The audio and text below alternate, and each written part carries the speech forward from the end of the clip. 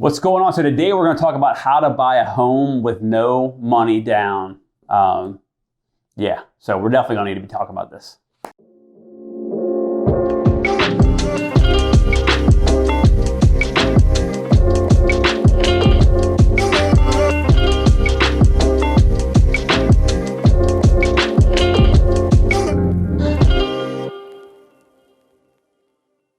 Hey, what's up? This is Chris Colgan with Keller Williams, and today I'm going to talk about how to buy a home with no money down. But first, can you go ahead and hit that like button for me to help me out? But let's just get right into it. So the best way and the first way is going to be a VA loan. So if you were military, retired military, you might qualify for a VA loan, and you can actually call the VA and check your VA eligibility. But what happens is the VA will actually lend you the money for the down payment. So the loan is 100%, no money down.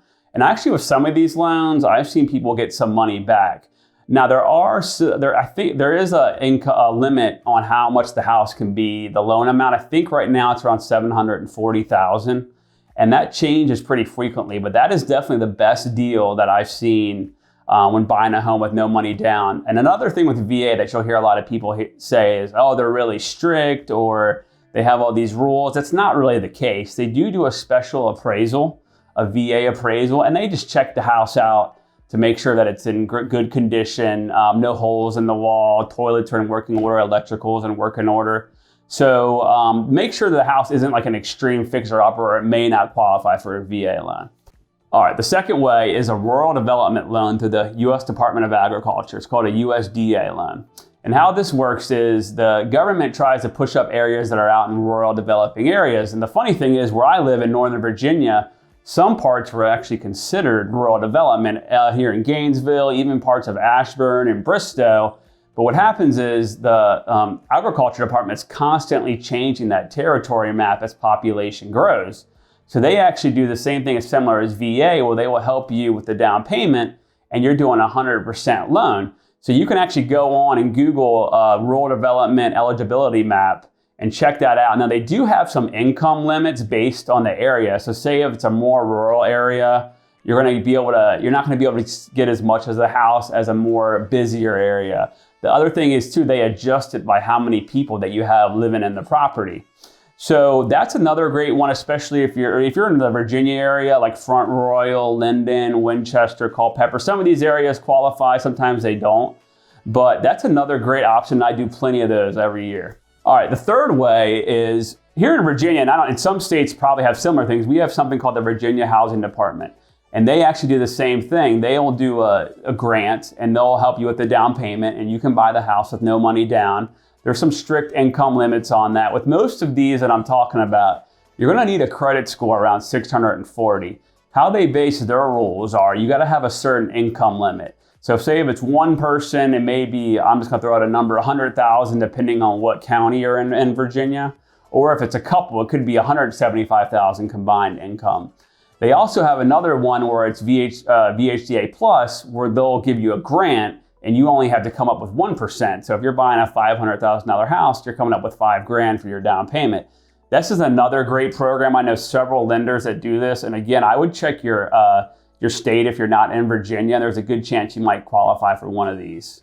So I know what you're asking, like, hey, what if I don't qualify for any of those? A couple other options that you can do is, you can borrow from your 401k. I usually don't suggest that. You would also want to talk to your lender to make sure it's something that you can even do. But yeah, technically you could borrow from your 401k and do an FHA or a traditional conventional. Most people do an FHA loan. Now, keep in mind, if you're not putting down 20%, which hardly anyone does when you're talking $500,000-$600,000 houses, you are going to have to pay mortgage insurance. And what that is, it's called PMI. That protects the lender in case of you defaulting. Now, once you hit 20% equity, say that the house is worth $100,000 and your loan's $80,000, that goes away, so you can refinance and get rid of it. But with an FHA loan, your down payment is 3.5%, which is still very low. And then with the conventional, I've seen some conventionals as low as 5 to 10%. Now with these FHA and the conventionals, you're going to get a better rate. The VA rates are sometimes amazing as well, but those are just some other options that are lower down payment loans. The other thing I want to touch on is keep in mind, you're going to have some out-of-pocket expenses no matter what. On all of these programs, you're most likely going to have to pay 3% of the sales price and closing costs. And if you have a good agent, like myself, you can actually have them negotiate to have the seller pay for that. So you truly can go and pay for a house up front. I mean, pay for a house, no money down. And a couple quick out-of-pocket expenses that some people don't realize they might have is you're going to want to get a home inspection. They're going to be about $500. And usually you can put that on a credit card. And then you're also going to have to pay for an appraisal somewhere around $300 or $400. That's some other out-of-pocket expenses. And one final thing that you can always do is borrow money from friends or family, and they just write a letter, and a gift letter to you, and then that's a lender will usually require that money be in your account for a certain amount of time.